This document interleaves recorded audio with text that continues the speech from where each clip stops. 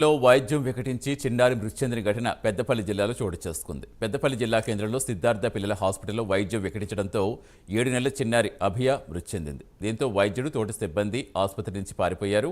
వైద్యుడి నిర్లక్ష్యంతో చిన్నారి అభియ మృతి చెందిందని కుటుంబ సభ్యులు ఆవేదన వ్యక్తం చేస్తున్నారు.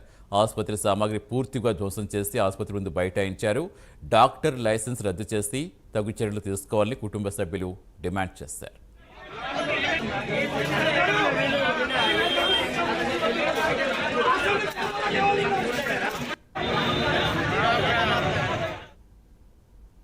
20,000 కట్టినాం, మంచిగా ఉండే అన్నారు. డిశ్చార్జ్ చేసిండు. ఇవాళ పొద్దుగాల సూది ఉన్నది రమ్మన్నారు. ఒక సూది ఇచ్చేది ఒక సూది ఇచ్చిండు. మళ్ళీ మాదే ప్రాబ్లం అని పేపర్ రాసి ఇచ్చిండు. కరీంనగర్ తీసుకుపోయి ఆ పిల్లలు పంపించాడు కంప్యూటర్కి. అక్కడ పోయేవారు కానీ ట్రీట్మెంట్ చేసేవారు చనిపోయింది బాబా. 2 నెలల బాబా.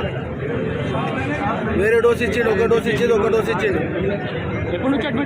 3 రోజులు అవుతుంది అడ్మిట్.